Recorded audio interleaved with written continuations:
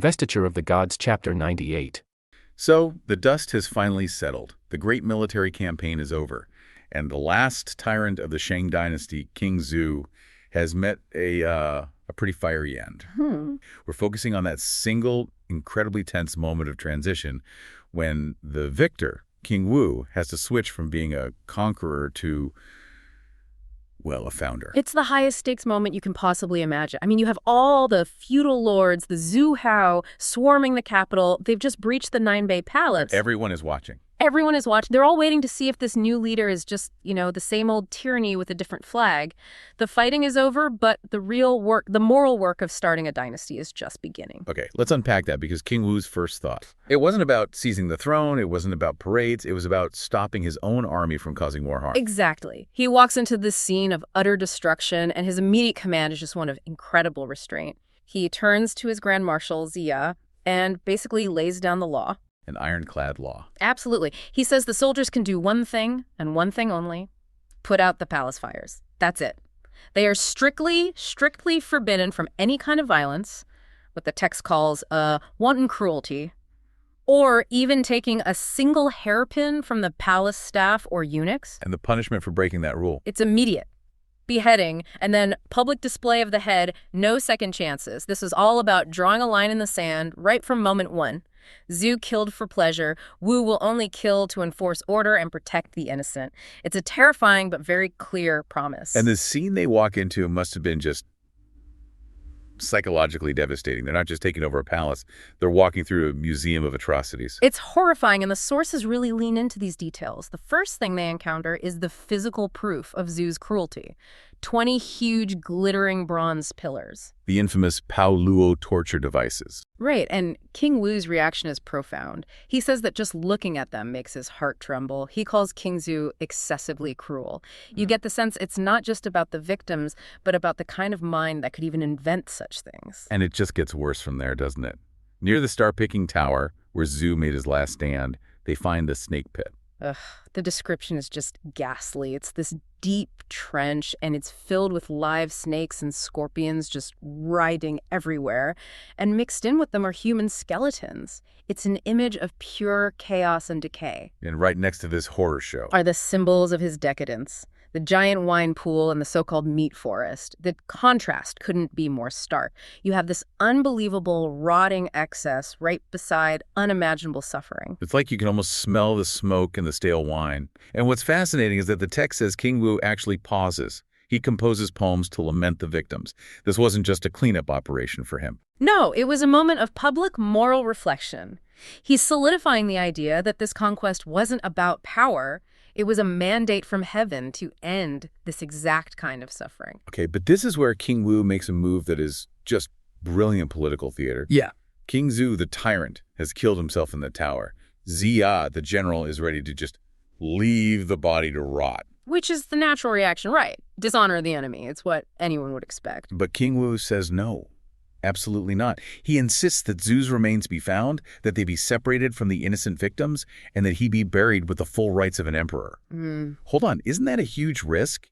By giving him a full imperial burial, aren't you kind of legitimizing the very dynasty you just destroyed?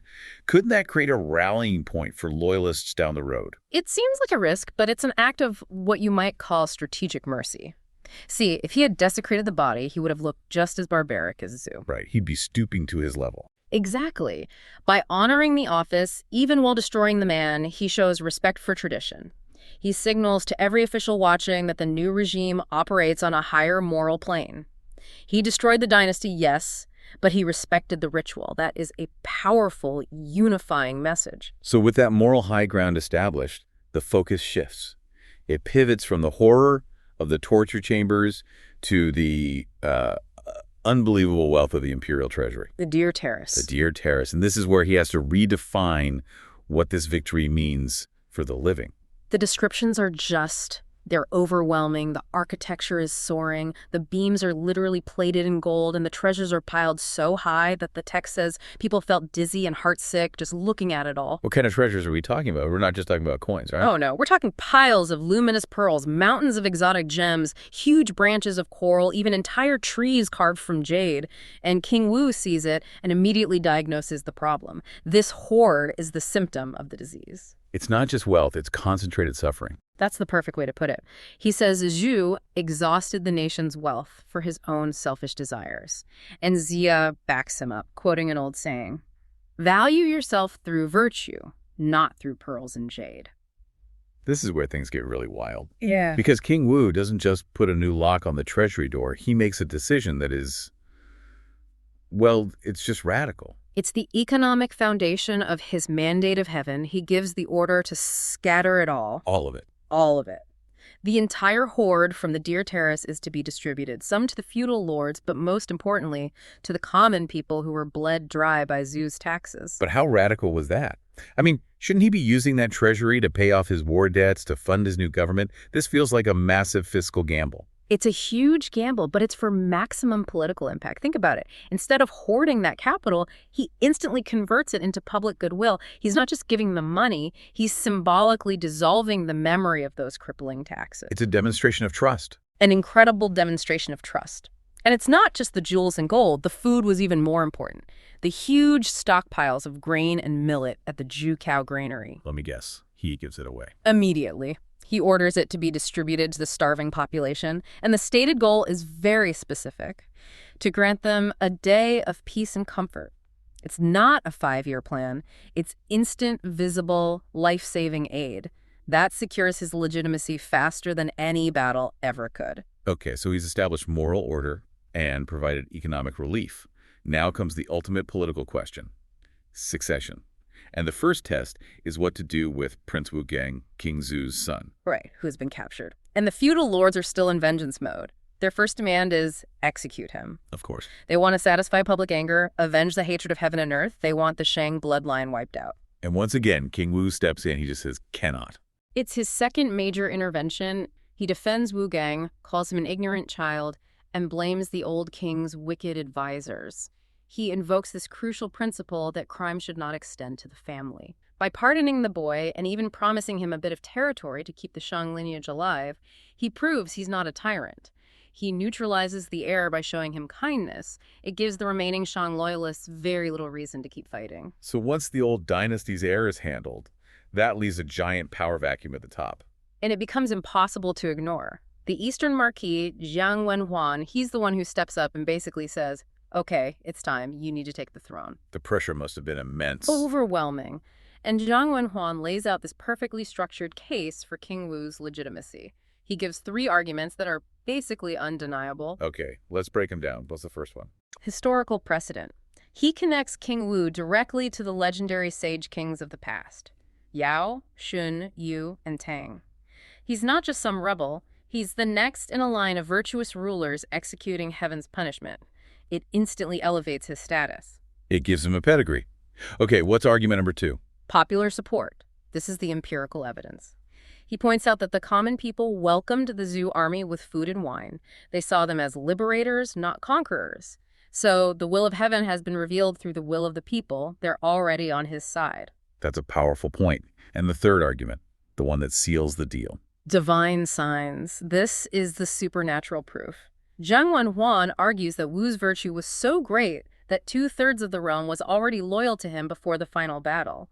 And crucially, the auspicious phoenix cried on Mount Qi, a classic sign that heaven has made its choice. So you have history, the people, and God all pointing in one direction. It's an airtight case. Completely airtight. But King Wu, he repeatedly, frantically refuses. He claims his virtue is insufficient, tells the lords to pick someone else. It's necessary humility, right? But the lords are done with the performance. They tell him flat out, if you refuse, this alliance falls apart and we go right back to chaos and war.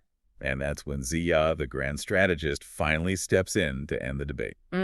He promises a proper and legitimate explanation to settle things and get on with the coronation. The whole sequence is just a masterclass. It really is.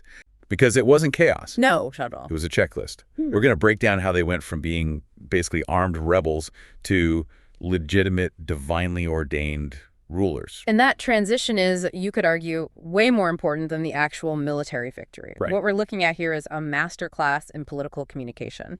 It's all about legitimacy and earning what would become, the absolute cornerstone of Chinese political history, the mandate of heaven. So this wasn't just about taking power. No, it was a performance, a huge public performance designed to convince everyone, the gods, the other dukes, and millions of conquered people, that the Zhu were the only choice. Okay, so let's unpack this political blueprint. So the very first step in this blueprint is completely counterintuitive. Right after the victory, King Wu Jifa, he does something astonishing. He publicly refuses the throne. And that's the key tension. The sources are pretty clear that this act of refusal had a very short shelf life. And the Grand Marshal, Ziya, he sees the danger immediately. Okay. He steps in with this incredibly sharp political warning that basically just shuts the whole debate down. This is where the ideal of modesty crashes into the reality of governing. So what was the big danger that Ziya saw? It wasn't about a future rebellion. It was about immediate fragmentation. Ziya points out that if King Wu keeps refusing, if he looks weak, the 800 dukes who just followed him into battle... The guys with the armies. The guys with the armies, exactly. They're just going to scatter. The term is they'll just go back to their own lands and power will be completely decentralized overnight. And you're right back to chaos, maybe even worse than before. Precisely. Ziya warns this will lead to new wars, to internal strife. The entire point of the campaign was to replace a tyrant with a stable central ruler. If King Wu refuses, he's basically delivering anarchy instead of peace.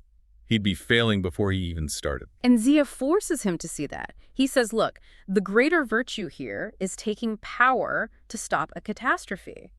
So he reframes the whole thing. He does, and he brilliantly ties it to the divine. He frames the current momentum, the fact that the people are happy and flocking to Zhu.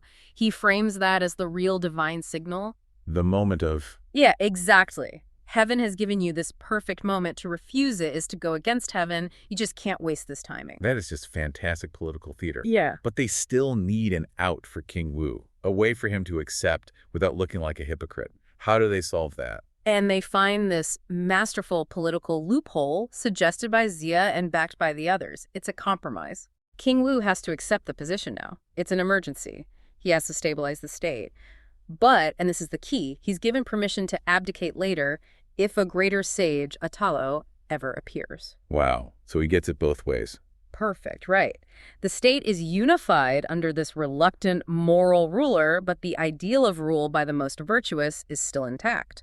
They found a way to seize power while claiming the highest possible moral ground. All right, so they've cleared that moral and political hurdle. Now the transition has to shift to the big one, the formal divine legitimation. They can't just rely on Ziya's words.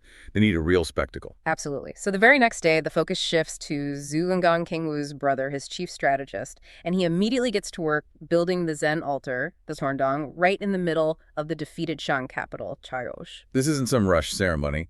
The sources describe the altar in minute detail. This was a carefully designed cosmic statement. It really was. It's not just a place to burn incense. It's a physical map of their entire worldview. So tell us about the design. Okay, so it was built with 3 tiers. This was deliberate. It represents the 3 powers, the above, earth below, and humanity in the middle, connecting them. So by performing the ritual there, they're not just claiming the land. They're claiming to be the center of the cosmos. Precisely. And its shape was modeled on the 8 trigrams, the U tier, which again just hammers home this idea that the Zhu rule according to universal cosmic patterns. And this level of detail suggests it's not just about belief, it's about control, right? Yeah. Why this need for such specific spiritual alignment? Because the Shang had relied very heavily on their own ancestor worship. It was all about the Shang clan. The Zhu needed to show that they answered to a higher authority, something universal. Something bigger than just one family. Exactly. That's why the central position on the altar wasn't for an ancestor. It was for heaven and earth themselves. Yeah. And they were flanked by the spirits of the mountains and rivers. So they're claiming the entire geography, the entire natural order. The whole thing. And then you have the flag layout, which was designed to show they had mastery over time itself. You have the 10 heavenly stems, the 12 earthly branches, all arranged to show they govern the entire cycle of time.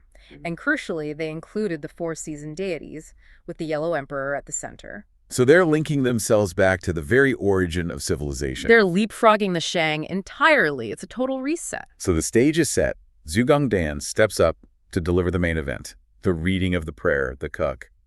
And this text is, it's their foundational political document. What were the core claims? It starts by laying down the new rule of the world.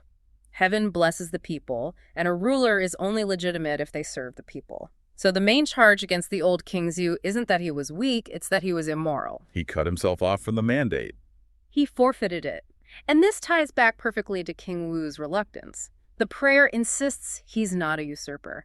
He's being compelled by the collective will. Yes, the will of the dukes, the army, the elders, it makes refusal impossible.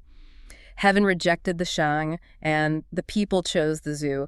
King Wu is just the agent of that will. So power isn't taken, it's accepted as a duty. That is the whole story, and the prayer ends by asking the gods to bless this new beginning, this Gad beat. And of course, the sources say the ritual was a huge success. You get fragrant smoke, auspicious clouds, and the people are rejoicing. King Wu receives the imperial seal and the book, and officially becomes the son of heaven. The divine part of the checklist is now complete. Okay, so we've got the moral justification from the refusal, the divine one for the ritual. But as you said, they have to prove their worth to the average person who just survived a brutal war. So what does this all mean on the ground? This is maybe the most brilliant part, the immediate part. Securing the popular mandate through an economic reversal. Right. King Wu and his team, they knew the old regime fell because of its grotesque, visible extravagance. The new dynasty had to be the exact opposite, and they had to show it instantly. And the sources list his first actions, which all target these symbols of Shang excess. The most famous one is the Lutai, the Deer Terrace. The Lutai was King Zhu's personal treasure palace, a mountain of wealth. And King Wu's very first policy isn't to take it for himself. It's to open the doors and disperse everything. And gives it all away. He gives it to the dukes and, crucially, to the common people. Wow. Is that just, sophisticated looting, or is it seen as real redistribution? It was seen as the complete opposite of Shang tyranny. The Shang king hoarded wealth while people starved. King Wu giving it away sent a signal.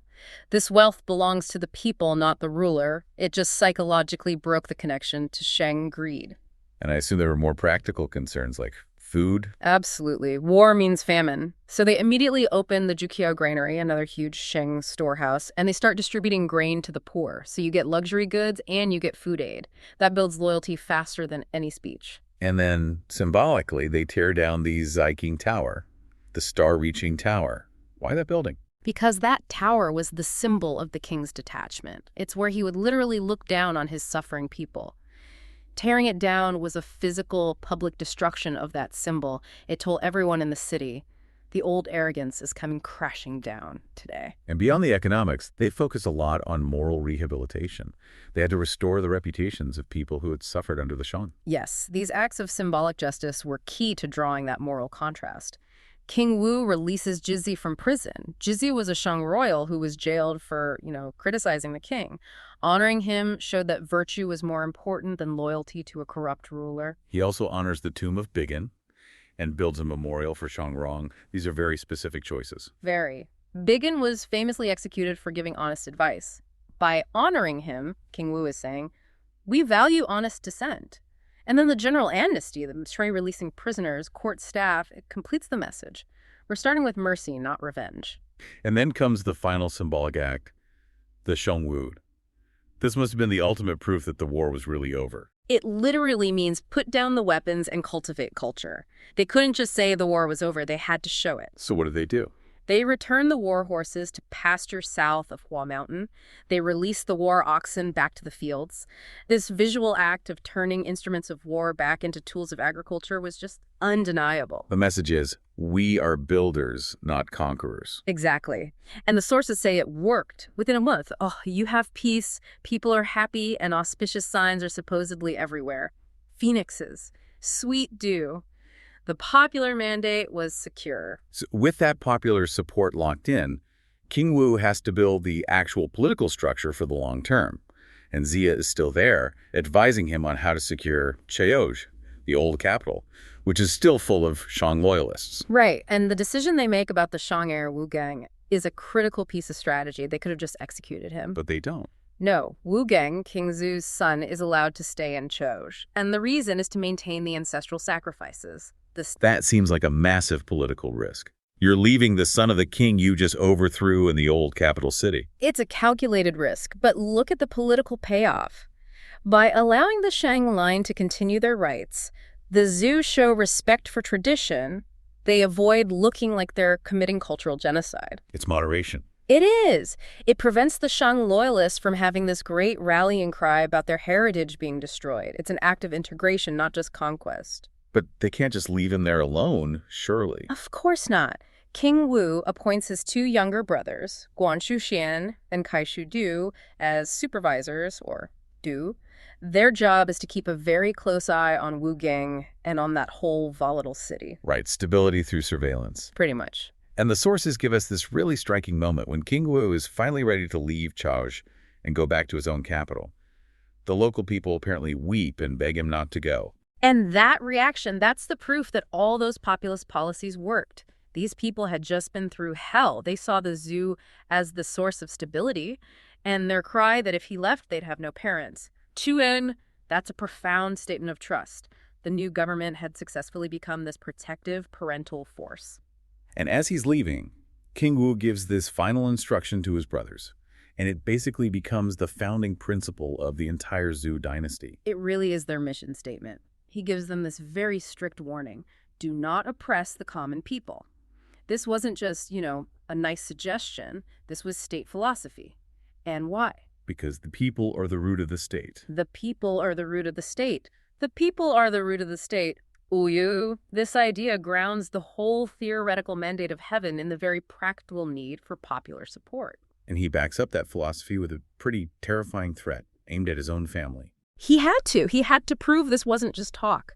He warns his brothers that if they fail, if they oppress the people, he will apply the national law to them no matter what. He says, Obagawa, I will not make excuses for my own kin. Wow. That final instruction just sets the tone for everything. The law and the welfare of the people come before family loyalty, even for the king's own brothers. We have King Wu's melancholy homecoming and his first acts of governance. Then, this profound moral challenge to the entire Zhu project. A big one. Third, a ruthless political cleanup involving old traitors. And finally, a truly tragic, deeply personal score settled by the protagonist's ex-wife. It's a study in layering. The story shows us that victory is only the middle act. The real work is balancing human politics, personal grudges, and the impending fulfillment of a cosmic duty, the investiture itself. Okay, let's unpack King Wu's return journey. He's leading his armies away from the vanquished capital of Choj and heading back to his home base, Shuki. Right. And the text draws this really powerful contrast the moment he reaches Mingjin, that key strategic crossing point. And what's fascinating here is how the source uses natural imagery to signal a complete shift in the political atmosphere. How so? But when King Wu marched out years earlier, the text explicitly noted all these omens of war and unrest.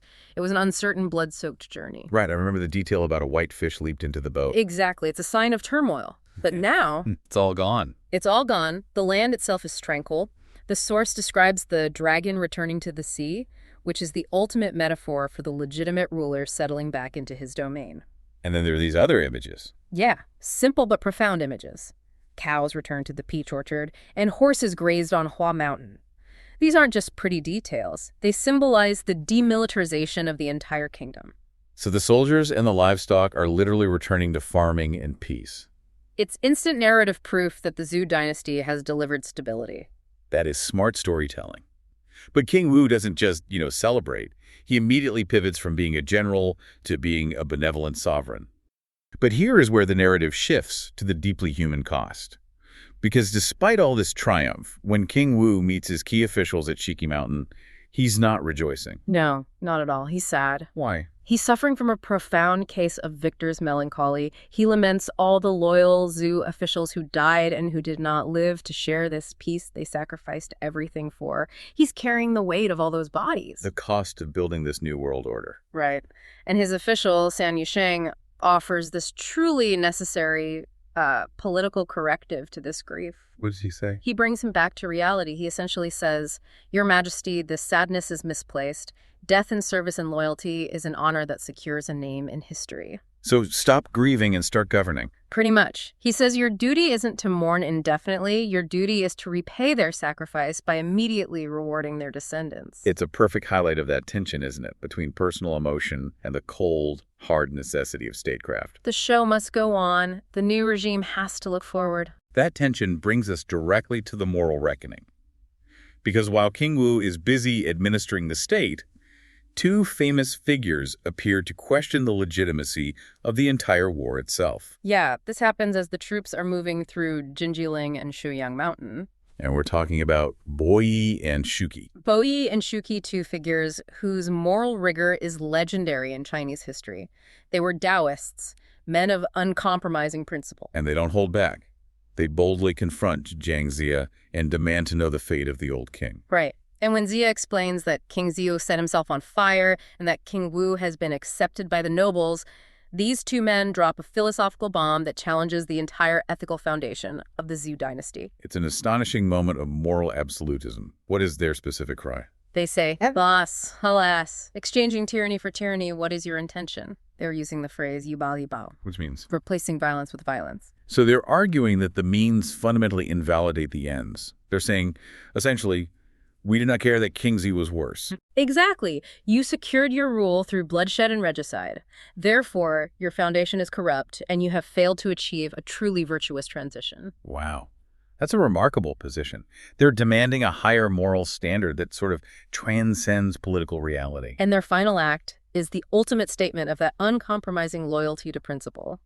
They withdraw into Shuyang Mountain, and they refuse to eat the grain, the very sustenance, produced by the new Zhou dynasty. An economic, political, and spiritual boycott, all at once. And they composed the heartbreaking Kai Wei gathering vetch poem while starving themselves for 7 days. Until they died. And for you, the listener, this is why this story resonates so powerfully.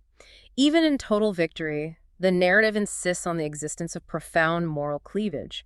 These men valued their principle and the integrity of the old order above life itself. And King Wu and Jiang Ziya have to just honor that sacrifice while simultaneously ignoring their criticism and moving forward.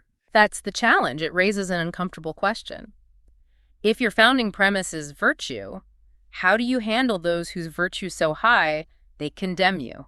And the answer is? You honor their name, and then you keep building the dynasty. Speaking of people who are definitely not committed to principle, we have to pivot now to the politics of pure treachery. Oh, yeah. Filian and Eli, described as King Zhou's flattering or treacherous ministers.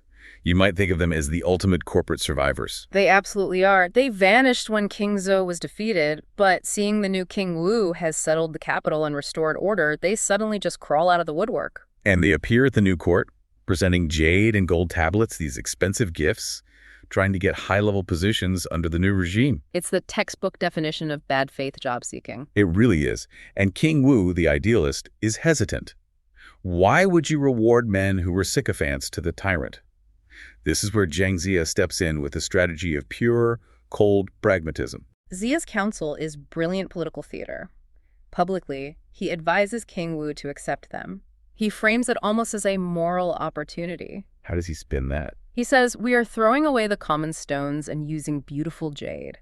He suggests they've repented and that the new Zhou dynasty is so broad and benevolent that even past traitors can be reformed. So King Wu buys it and appoints them as Zongdafu grandmasters, which seems unbelievably risky. Incredibly risky, yeah. And Ziya is, as you said, playing a deeper game. He absolutely is. This is where the celestial ledger comes into play.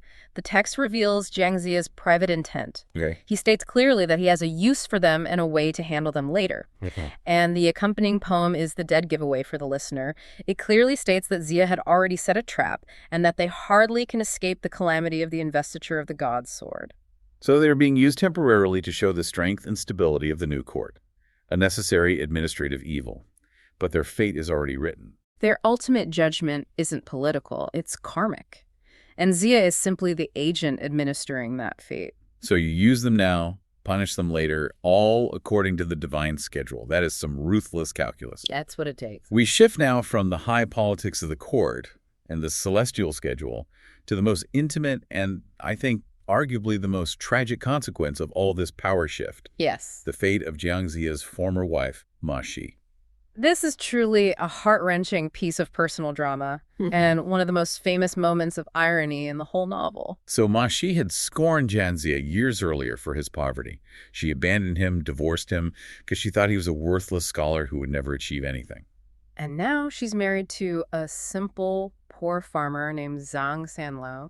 She's living exactly the kind of modest, desperate life she tried to escape years ago. And then the news hits. And it's inescapable. The gossip travels everywhere, from the thatched huts to the deep valleys. The local people are talking about Jiang Ziya's immense power and glory. Prime Minister, Virtually equal to the ruler, possessing unlimited wealth and rank.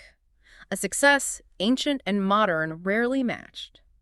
the knowledge of what she forfeited must have been absolutely devastating. The source describes her reaction with this visceral imagery. It says she feels oil-fried and fire-roasted, just overwhelmed by shame and regret. She believes she has no face left in the world. Just think about that regret. She missed out on not just wealth, but ultimate societal validation and respect. She can't stand the judgment of her neighbors, the knowledge that everyone knows. Everyone knows she discarded a man who became one of the founders of the new dynasty. So she questions her husband, Zhang Sanlao, who reluctantly confirms the scale of Ziya's success. Yeah, and he even admits he's too intimidated by Ziya's status to go ask for money. That confirmation seals her fate. She realizes there's no escaping this shame. She can't live 100 years under this burden. No. The narrative is swift and brutal. She convinces her husband to go to sleep. She prepares herself, and then she hangs herself. She suspends herself from a beam, commits suicide. And here is the profound link that pulls her personal suffering right back into the main cosmic plot. Her soul immediately goes to the Fengshen platform. The Investiture of the Gods platform. The very same one. That is incredible. She wasn't a general who died on the battlefield. She wasn't an official who was beheaded. She was a woman driven to suicide by personal shame and missed opportunity.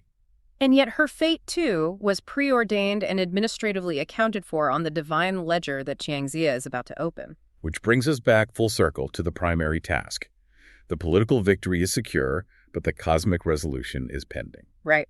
Jiang Ziya now informs King Wu that the human and immortal souls who died during the killing tribulation are all waiting. He reminds the king that this entire war had a higher purpose, that the list of the Investiture of the Gods, the Fengshen Bang, was established long ago. All the chaos, all the bloodshed was simply a prelude to the bureaucratic act of assigning divine positions.